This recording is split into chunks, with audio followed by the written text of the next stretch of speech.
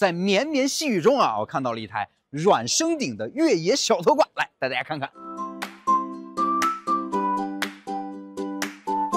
这是来自山东蔚来房车这个品牌带来的一个产品啊，整车长度呢大概是5.5米，宽度是2.4米，高度啊降顶之后呢只有2.2米啊，所以很多的地库是可以下的。其中箱体的长度大概是4.6米。作为一款越野拖挂来说啊，它这个越野能力还是比较强的，标配了 AT 胎。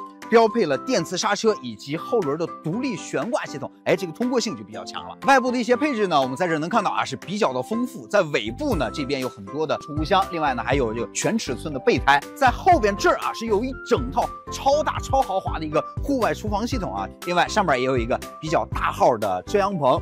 再往前一点，这边呢有一个外翻式的小桌板啊，配合户外厨房来使用。作为一个升降顶的房车，那内部的空间就要 舒服很多了，我们进里头看。哎，降顶之后呢，它有灵活性，但升顶以后啊，你看这内高是能够达到2米的啊，空间是非常的够用。而且整体箱体呢是铝板的外墙，3明治的结构，另外呢还有铝制的龙骨，它的 抗造程度也是比较强。那升降顶这一块呢，用的是软升顶电动升降啊。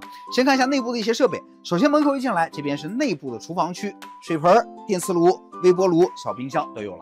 往前来，这儿呢是内部的卫生间啊，可以看到这个空间还是比较大的啊。配置了一台正常的合适马桶、独立的台盆，还有一台迷你洗衣机是放在里头的。往客厅的部分来呢，这边是可以看到有一个 大的 U 型卡座区域啊，一家人围在这儿吃吃喝喝也是很舒服。而且把这个桌板放下去之后呢，这是完全可以拼一张大床，满足3到4个人睡觉，我感觉问题都不大。而且呢，这边还有独立的空调系统、独立的柴暖系统，这些都配齐了。那么这个越野小拖挂呢，现在是配置240升的清水箱、80升的灰水箱，还有60升的黑水箱，48伏电路系统啊，10度电的储量，顶部呢还可以配置800瓦太阳能电池板。那它的官方报价呢是16.8万起。